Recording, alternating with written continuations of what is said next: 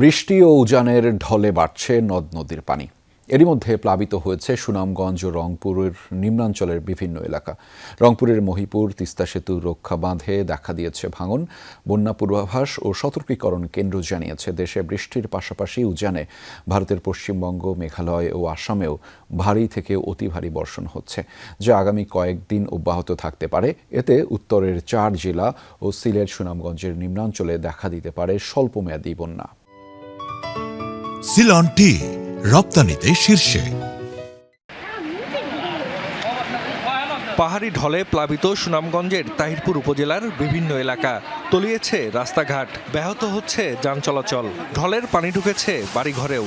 সুনামগঞ্জ তাহিরপুর সড়কের উপর দিয়েও বইছে পাহাড়ি ঢলের পানি।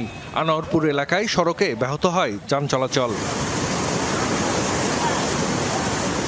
সুরমা ও খাসিয়ামারা নদীর পানি বেড়ে দোয়ারা বাজার ও সদরের নিম্নাঞ্চলের কিছু এলাকাও প্লাবিত হয়েছে। তলিয়েছে গ্রামীণ সড়ক, ফসলি জমি, ভেসে গেছে পুকুরের মাছ। পানি ঢুকেছে বাড়িঘর, দোকানপাটেও। ভোগান্তিতে বাসিন্দারা। কালকেও দেখেছি আমাদের গ্রামটা আর কি শুকনো ছিল এই সাইডটা, এখন সকাল থেকে উঠে দেখি মানে ঘরের উঠানে পানি। সকালে যেরকম পানি হয়েছে, মনে করে রিয়ার চেয়ে যদি আরেকটা ঢল মারে তাহলে বাড়ি ঘর পানি ঢুকবে, মানে আমাদের অনেক দুর্ভোগ হবে। সিলেটের কোম্পানিগঞ্জে পাহাড়ি ঢলে ভেসে গেছে সাদা পাথর পর্যটন কেন্দ্রের দোকানপাট। ঝুঁকি বিবেচনায় সাময়িকভাবে বন্ধ ঘোষণা করা হয়েছে পর্যটন কেন্দ্রটি। বন্যা পূর্বাভাস ও সতর্কীকরণ কেন্দ্র জানিয়েছে, সিলেট বিভাগে থেমে থেমে মাঝারি থেকে ভারী বৃষ্টি হচ্ছে। ওপারে ভারতের মেঘালয় ও আসামেও ভারী থেকে অতি ভারী বৃষ্টি হচ্ছে, যা আগামী কয়েকদিন অব্যাহত থাকতে পারে। এতে সিলেট ও সুনামগঞ্জের নিম্নাঞ্চলে দেখা দিতে পারে স্বল্পমেয়াদী বন্যা।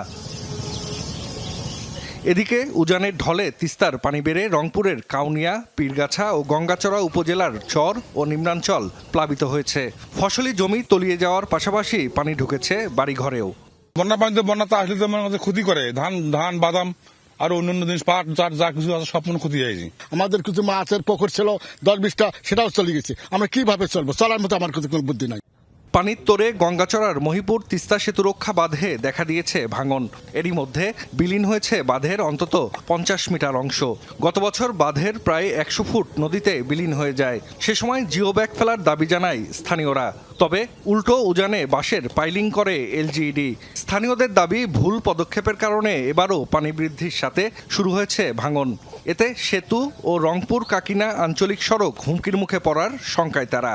ঘটনাস্থল পরিদর্শন করেছেন কর্মকর্তারা। বাল যে এই তিস্তা নদীর ভাঙন রক্ষা করতে পারে, এটা একটা কোনো কথা হয়? এটা একটা কোনো যুক্তি? দ্রুত ব্যবস্থা না নেয় তাহলে ব্রিজ ধ্বংস হয়ে যাবে। এই কোটি কোটি টাকার সম্পদ নষ্ট হয়ে যাবে। এখানে প্রায় কয়েক হাজার ফ্যামিলি ব্রিজে ভাটি পাকে, এগুলো সব ধ্বংস হয়ে যাবে। এটা তো আমরা দেইনি, এটা হচ্ছে নদী বিশেষজ্ঞ টিম আসছিলেন এবং তারা এটা সাজেস্ট করছেন এবং তাদের সাজেশন মোতাবেকই আমরা এটা করছিলাম আর কি।